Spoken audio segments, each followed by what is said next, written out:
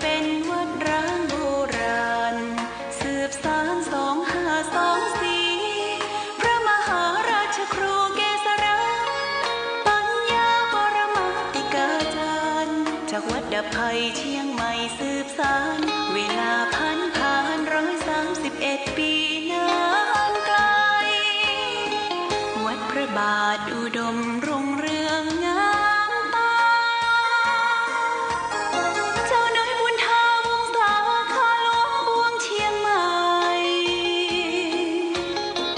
ปกครองหัวเมืองฟ้าทุ่มเทแรงกายแรงใจทุกชาติพันธุ์รวมใจรักษามัคคี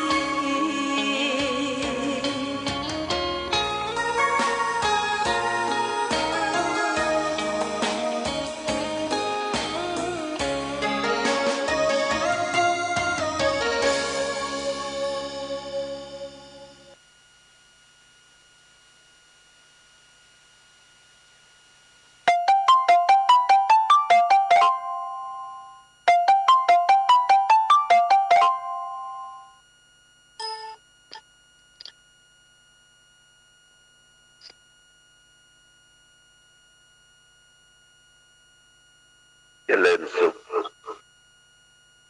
ศรัทธา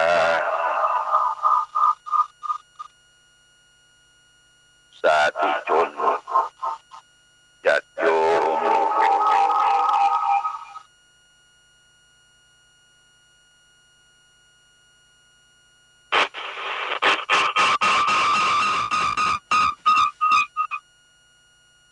เจริญสุขศรัทธาสาธุชนญาติโยมท่านพุทธบริษัททั้งหลายวันนี้รายการธรรมประทีปส่องต่างก็ได้มาพบปะกับพ่อแม่พี่น้องศรัทธาสาธุชนญาติโยมแห่งครั้งหนึ่งวันนี้เป็นวันจันทร์ที่8เดือนพฤษภาคมพุทธศักราช2566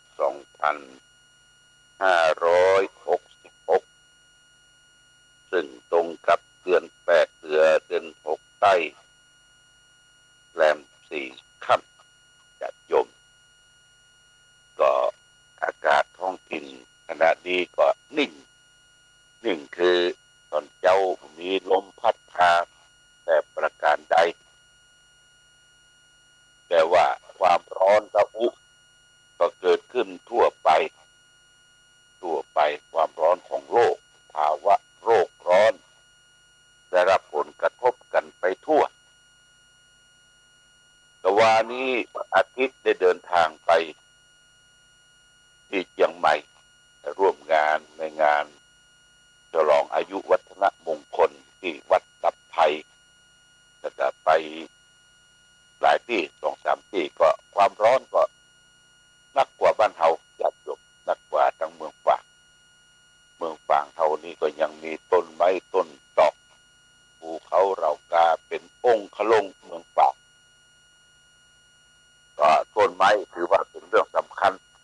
ญาติโยมนะต้นไม้ต้นตอกที่เขาปลูกเขาฝังไว้เนี่ยมันความร่มรื่นชุ่มชื่นเป็นเรื่องสำคัญเมื่อต้นไม้มีน้ำก็มีน้ำชับที่เก็บกักรักษาน้ำไว้น้ำเป็นปัจจัยสำคัญยิ่งสำหรับมนุษย์คนเฮาบ้านใดเมืองใดมีน้ำมีหนองมีคลองมีชลประทานมีน้ำไหลผ่านตลอดเวลาบ้านนั้นก็มีแต่ความชุ่มชื่นเบิกบานแจ่มใสเดินทางช่วงปางเฟืองญาติโยมปางเฟืองนี่หั่นเปิ้นขายเฮ็ดทอบนะแต่ไม่ได้ลงดูเปิ้นทำสวยจัดไงแต่เขาก็พูดกันในรถว่ามันไม่ใช่เฮ็ดทอบทั้งบ้านเฮานะทุกเนี่ยมันจะเป็นเฮ็ดทอบที่อื่นสักวัน2วันก็จะดำละกินก็บ่ค่อยอร่อยสู้เฮ็ดทอบเฮ็ด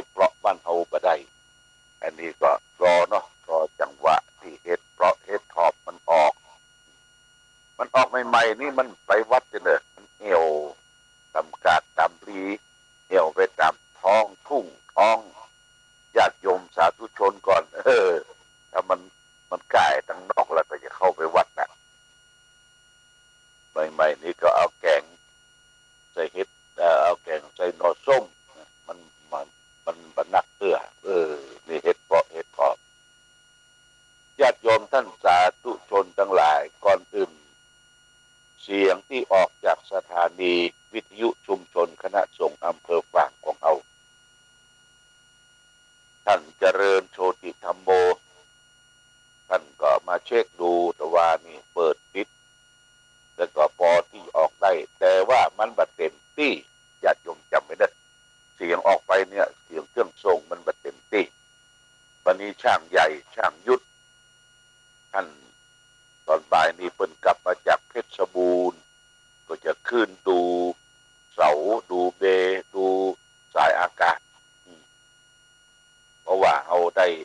ก่อตั้งวิทยุไว้นะเป็นนมนานนะหลายปีละมาได้เช็คได้ยังมันก็ก่อนมันก็เสียไปเป็นเรื่องของธรรมดาอย่างรถยนต์รถขี่อย่างต่างๆทั้งหลายทั้งปวงก็เหมือนกันญาติโยมถ้าเอาบัดเช็คบัดแปลงบัดไปบัดแปลงทุกอย่างเนี่ยมันก็กล่อนมันก็เสียไปสิ้นไปเป็นธรรมดาอันนี้ก็เรื่องของอิเล็กทรอนิกส์เรื่องของเครื่องทรงเรื่องของเครื่องขยายเสียงซึ่งจะได้นำพาความสุขใจธรรมะจากครูบาอาจารย์ไปสู่บ้านสู่จองพ่อแม่พี่น้องศรัทธาญาติโยมและพร้อมกันนั้นก็สิ่งทั้งหลายทั้งปวงเนี่ยเป็นเพื่อนของวัดสังขารที่มีวิญญาณครองสังขารที่ไม่มีวิญญาณครองสังขารที่มีวิญญาณครองก็คือตัวเฮาสัตว์ที่มีชีวิตหน่ออินทรีย์ต้นไม้เนี่ยมีจิตวิญญาณนะญาติโยมต้นไม้มันมีจิตวิญญาณเป็นสังขารที่มีวิญญาณครองสังขารที่บ่มีวิญญาณครองเป็นต้นว่าภูเขาเหล่ากาวัตถุต่างๆที่เคลื่อนที่ได้และเคลื่อนที่บ่ได้อันนี้บ่มีวิญญาณมีความรู้สึกกันอย่างต่างๆอยู่กับเราอยู่เหมือนเก่าเหมือนเดิมแต่สังขารทั้งสองเนี่ยญาติโยมนะตกอยู่ในลักษณะของพระไตรลักษณ์นี่ก็คือลักษณะสามประการเกิดขึ้นตั้งอยู่และก็ดับไปเกิดขึ้นตั้งอยู่และดับไปเป็นอนิจจังทุกขังอนัตตาอนิจจังก็คือสภาพบ่เที่ยงสิ่งใดที่มันบ่เที่ยงเนี่ยสิ่งนั้นมันเป็นทุกข์สิ่งใดที่มันเป็นทุกข์สิ่งนั้นมันบ่ใช่ตัวบ่ใช่ตนเป็นอนัตตาเป็นอนิจจังทุกขังเป็นทุกข์แล้วก็เป็นอนัตตาเป็นของบ่ใช่ตัวบ่ใช่ตนเขาก็มาย้อนดูตัวเขาและท่านทั้งหลายคือสังขารนะร่างกายและจิตใจให้เป็นสังขารเป็นสภาพที่มันบ่เที่ยงบ่เที่ยงนี่เราก็ต้องดูแลรักษาพ่อก้อยเข้าน้ำเครื่องนุ่งห่มที่อยู่อาศัยเป็นปัจจัยที่จะบำรุงดูแลสังขารวิ่งเต้นไปมา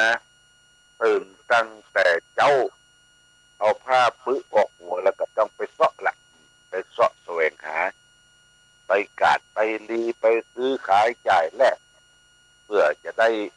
สตุ้งสตางค์ปัจจัยเงินคำเอามาเลี้ยงสังขารดูแลสังขารที่มันเป็นสภาพที่มันจะเที่ยงเพราะฉะนั้นการดูแลสังขารที่มันจะเที่ยงเนี่ยญาติโยมพระพุทธเจ้าสอนให้เราได้มีความคิดว่าสังขารที่เกิดขึ้นตั้งอยู่ดับไปเนี่ยอย่าไปให้มันเบียดเบียนตนเองและเบียดเบียนคนอื่นนะการเสาะแสวงหาเนี่ยจะไปให้มันเบียดเบียนตนเองและจะไปเบียดเบียนคนอื่นบางคนนี่หันประโยชน์ส่วนตัวญาติโยมไฟมัดไฟที่เขาก่อไฟอย่างเขาดังเต่าอังโลเนี่ยมัดไฟเนี่ยมันแตกรูปลับคือเข้าถูกตัวเองมัดป้องอย่างพลวัน แต่ภัยจะโดนมัดไฟนี่รู้เรื่องคนเฮาก็เหมือนกันญาติโยมนะความทุกข์ที่จะมาสู่ตัวเฮาเนี่ยพยายามปัดออกไป จะถูกจะผิดบ่หัวขอให้มันอย่ามาใกล้ตัวนี่เป็นลักษณะมนุษย์ที่หันประโยชน์ส่วนตัวญาติโยมนะหันประโยชน์ส่วนตนตัวยังที่ตัวเองจะได้จะมั่งจะมีคนอื่นจะทุกข์ยากลำบากอยากกันอย่างใดก็สนใจญาติโยมก็สนใจยกตัวอย่างเช่นคนค้าขายเนี่ยมิจฉาวานิชาเนี่ยค้าขายของผิดกฎหมายบ้านเมืองผิดศีลผิดธรรมนะได้แต่ญาติโยมได้แต่ได้อย่างกำไรมาบำรุงบำเรอตนตัวไส้ของตนเองแต่มันผิดศีลผิดธรรมมิจฉาวานิชาการค้าขายผิดหนึ่งนะพระพุทธเจ้าสอนอย่าไปค้าหนึ่งอย่าไปค้าขายมนุษย์คนเฮาที่อยู่ร่วมกันมีศักดิ์มีสีเหมือนกันบดญาติโยมบางคนเนี่ยเพราะความทุกข์ความยากความจนถูกพาไปขายค้าเป็นทาสเป็นบริวารแต่ก่อนนี้เปิ้นค้าทาสค้าบริวารเจ้านายที่เปิ้นเป็นเจ้าคุณบุญนายจะต้องมีคนไปรับใช้ในคุ้มในบ้านในเรือนของตนเองโดยซื้อเอาทาสมนุษย์คนเฮาเนี่ยมันเป็นทาสนะญาติโยมมันเป็นทาสเอามาก้าเอามาทำการทำงานเอามาขับมาเขอยู่ในขีดจำกัดคนที่มาอยู่ตัวแบบเนี้ยก็บ่ได้บ่ทำก็บ่ได้เพราะบ่มียังกินนี่ตกเป็นเบื้องร่างของมนุษย์ด้วยกันจริงๆมนุษย์เฮาเนี่ยมันมีศักดิ์ศรีเท่าเดียวกันมีตาหูจมูกลิ้นกายใจมีอาการ32ครบเหมือนกันจะมีโอกาสที่จะได้เป็นเจ้าเป็นนายมีโอกาสที่จะได้หงายหน้าดูเปิ้นคนอื่นนี่ค้าขายมนุษย์พระพุทธเจ้าสอนอย่าไปค้าขายมนุษย์นะหรือหลอกลวงผู้หญิงเด็กๆนะเอาไปขึ้นไปขายบริการทางเพศคือแต่คนที่มีสตุ้งสตางค์มีสตุ้งสตางค์ประเดี๋ยวนี้เปิ้นยับนะญาติโยมนะจะเป็นช่องจะเป็นเหล้าจะเป็นร้านอาหารที่แฝงมาด้วยค้าขายมนุษย์เนี่ยคนที่ไปใช้บริการอย่างคนที่มีสตุ้งสตางค์เป็นอาเซียกำมารอเป็นอาเซียอย่างไปใช้ซื้อบริการทางเพศเด็กเยาวชนอายุบ่เกิน15 ปีโดนติดคุกติดตารางและคนขายบริการก็โดนเป็นแม่เล่าพ่อเล่านี่ก็โดนนะนี่ค้าขายมนุษย์ญาติโยมมนุษย์เฮาเนี่ยโอ้พระพุทธเจ้าสอนว่ามนุษย์เป็นผู้มีศักดิ์ศรีเทียบเท่าเดียวกันเพราะว่าจะเป็นชาติต่างภาษาจะอยู่ในประเทศใดแคว้นใดมีความเป็นศักดิ์ศรีจะไปประมาทกันเนี่ยประเทศที่เปิ้นพัฒนาแล้วญาติโยมนะเปิ้นว่ารังเกียจเบียดกันอย่าเอาไปประเทศที่เจริญอย่างประเทศอเมริกาเนี่ยญาติโยมเขาเข้าไปที่ประเทศอเมริกาได้นี่ก็แสดงว่าเขามีศักดิ์มีศรีมีพาสปอร์ตมีการศึกษามีการร่ำเรียนภาษาเขาได้เขาช่ำชอบเขายกย่องว่าโอ้คนนี้มีความสามารถนี่มนุษย์เขาก็เนี่ยเขามีความสามารถหนึ่งก็คือค้าขายมนุษย์ก่อนการมานี่ญาติโยมเขาเอาละอ่อนไปค้าขายไปโดดล่มไปค้าที่นั่นไปค้าที่นี่สุดท้ายนี่เปิ้นว่ามันบดีมันฮ้อนไปค้ำเกมนุษย์เดียวกันกำเว้นมาตั้งทุกข์ยากลำบากมันมีโอกาสที่จะอ้าปากลืมตาแล้วญาติโยมมันกรรมที่เขาไปค้ำไปเกเขาเนี่ยมันเป็นกรรมคือผลที่กระทำที่ได้ผ่านพ้นมานี่คือหนึ่งอย่าไปค้าขายมนุษย์ญาติโยมสองค้าขายสัตราอาวุธ ที่ประหัตประหารกันเป็นผืนป่าหน้าไม้เป็นระเบิดเป็นอะไรอย่างเนี่ยนะเออเป็นของที่จะเอาไปยิงสัตว์ยิงสิ่งเป็นปืนผาหน้าไม้เพื่อนก็ห้ามค้าขายสัตราอาวุธเพื่อประหัตประหารกันนี่ค้าขายมนุษย์ค้าขายสัตราอาวุธสุดท้ายค้าขายสุรายาเมายาพิษม้วนสารนี่สุรายาเมายาพิษม้วนสารนี่ยากยกถ้าหลีกได้ก็หลีก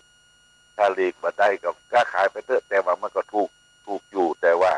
มันผิดศีลผิดธรรมมันแบบผิดกฎหมายอย่างร้านค้าขายสุรายาเมาเหล้าขาวเหล้าอย่างเขามากินแล้วกินบะปิกญาติโยมกินบะปิกนั่งอู้กันทำให้เสียเวลาจะปิดร้านก็มาได้เขาบะปิกเดียวกับทะเลาะวิวาทบุกปูตีตาอีรันพันแตงกันเนี่ยสุราเนี่ยพระพุทธเจ้าก็สอนนะสอนว่าคือการขายสุรายาเมา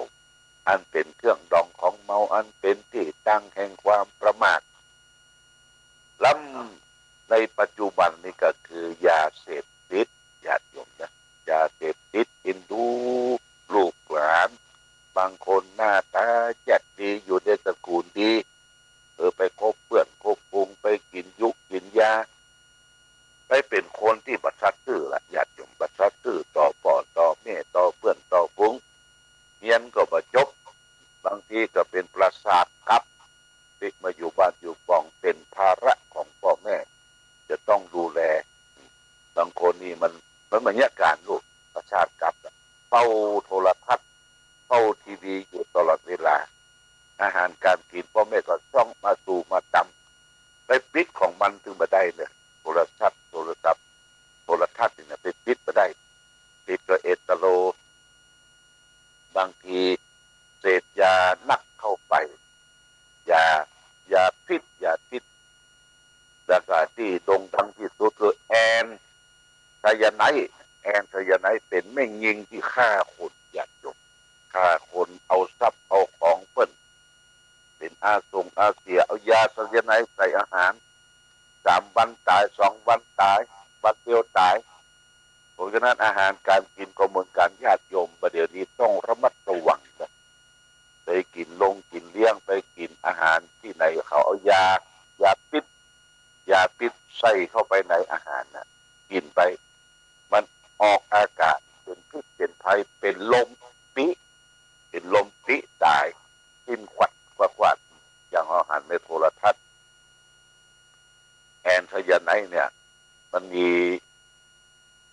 มีตำรวจคนหนึ่งตำรวจผู้หญิง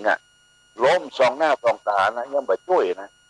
ล้มสองหน้าสองตายังไม่ช่วยยังโทรศัพท์ไปหาคนนั้นที่จนผู้คนเดินทางผ่านมาไปช่วยตำรวจผู้หญิงคนนั้นในโทรทัศน์นะญาติโยมจิตใจอาฆาตมาดร้ายคนอื่นอย่างนี้เพิ่นจับไปประหารแต่ว่ากฎหมายไทยมีข้อแม้ว่าลูกอยู่ในท้องเป็นมารอยู่มารต้องมันมารได้4 เดือน 5 เดือนเนี่ยแอนไซยาไนด์เนี่ย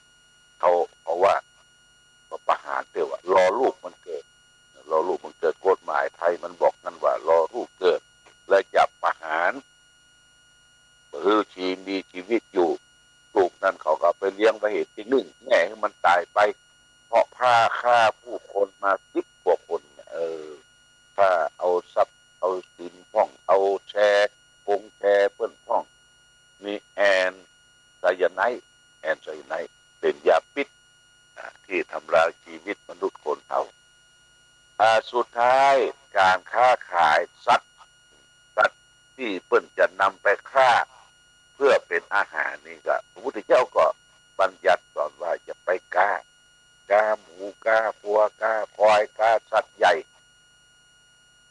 โดยเฉพาะอย่างยิ่งสัตว์ใหญ่ที่มีคุณกับเราเป็นวัวเป็นควายเนี่ยญาติโยมควายตะวานี่ไปจังใหม่เขาเอาควายล่องไปทางใต้ใส่2 ตัวใส่รถปิกอัพเข้าไปมันก็แออัดรถปิกอัพสั่งญาติโยมพ พอน้ำตามันไหลปิดจิกอ่ะโอ้น้ำตามันไหลมันย้อยมันจะนอนก็บ่ได้ต้องยืนจากทางบ้านเฮาเนี่ยไปพุทธเชียงใหม่ก็ไปแล้วก็แทนที่จะสุขสบายต้องไปเข้าตะแลงแกงตะแลงแกงก็คือสถานที่ฆ่าสัตว์เขาจะต้องเอาเลือดเอาเนื้อเอาจิ้นอย่างไปกินอิ่มนำสำราญโห่ร้องกันพ้วนแต่ว่าความทุกข์อาฆาตของสัตว์เนี่ยยากอยู่บางทีเขาบางทีจุ่งเข้าไปในตะแลงแกงนะจุ่งไปตามันขวางบางทีมันสวัดเยือกนะแทนที่เยือกที่สอดผู้ดังมันจะเจ็บสักผู้ใดบอกว่ามันแบบหัวขอให้ชีวิตมันรอดมีจากโรงฆ่าสัตว์อยากยมเปิ่นไล่จับไปถูกเจ้าเศรษฐีผู้มีใจบุญทั้งหลายไปปะไปพบก็ไปไทยเอาชีวิตมาไว้วัดไว้วัดที่มันกินหญ้ากินหยังอยู่ที่วัดที่วา